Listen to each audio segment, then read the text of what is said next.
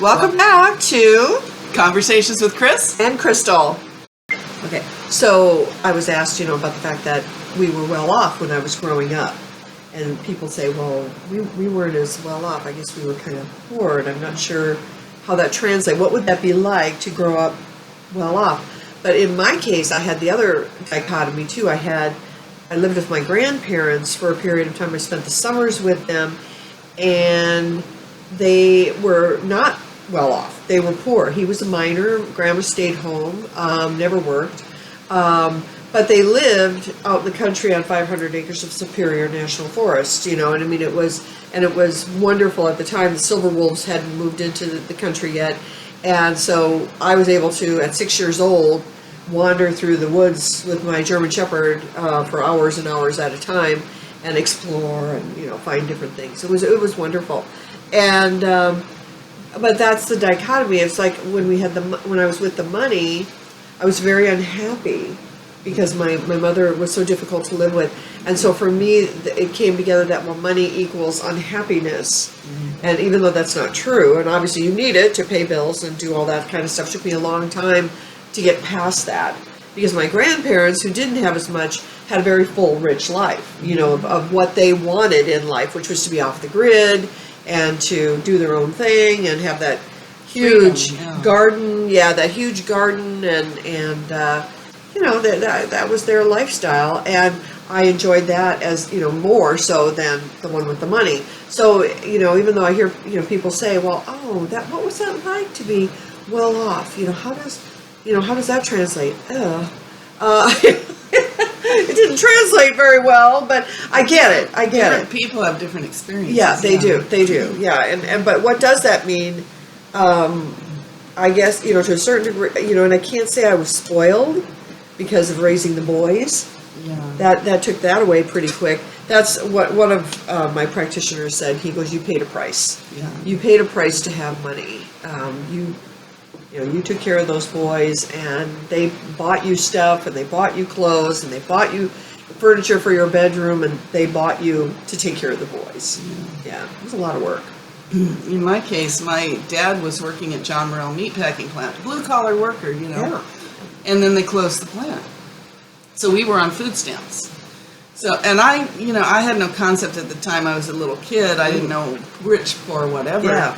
And we never suffered, right. Where's our next meal coming from kind of thing. Right. My dad went to school and he got a degree in electronics field engineering. Oh, yeah. And then he got this job with Recognition Equipment, and we moved to Texas, and then finally Arizona, which was my mom's dream, was always to live in Arizona. Okay. But by that time, he was making good money, and my mom had been working too after we got old enough. Mm-hmm. And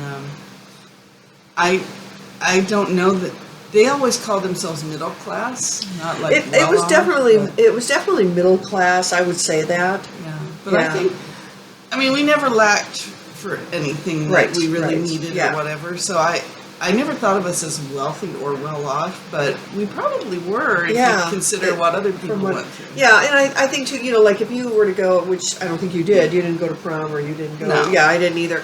But if you needed a dress for something, they would have gone and bought you a dress. Oh, yeah. And there are some kids that doesn't happen. They don't have the money to buy a dress.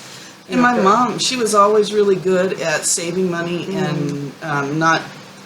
Being frivolous. My dad was kind of the opposite because he liked things, and I have both of them warring within me. Oh yeah, sure, yes. So I like my frivolous things, but then I can sometimes talk myself out of it. You're just going to have this. It's going to sit there. You're not going to use it. Then you're going to throw it away. So why waste the money? So I got that too. So I can't remember who was telling me. I think they were asking me about that. They said, well, you're well off. You had this money. But yet, I remember writing my mother a letter, being 7 or 8 years old. I was at my grandparents for the summer, and Grandma took me to this store, and I found all of these school supplies for like a penny for a pencil, and another penny for a pencil, and a penny for the eraser, or 2 pennies for this and that. And don't ask me why it was set up that way back then, but it was.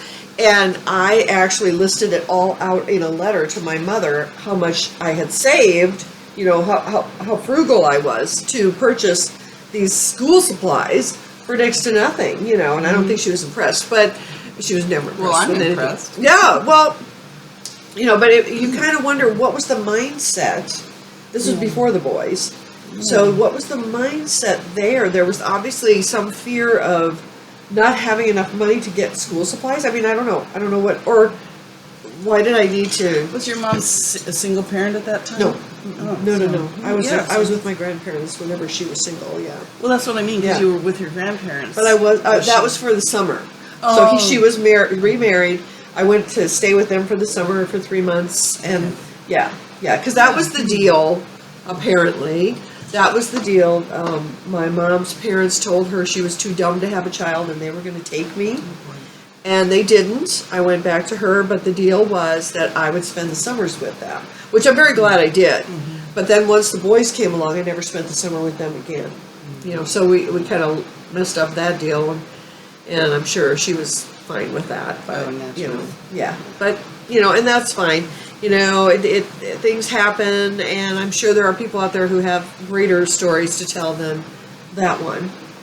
Yeah, and it's funny too, because I've kind of run the gamut in my life. From after I left my parents, I was doing pretty good. I was in the legal field, making good money.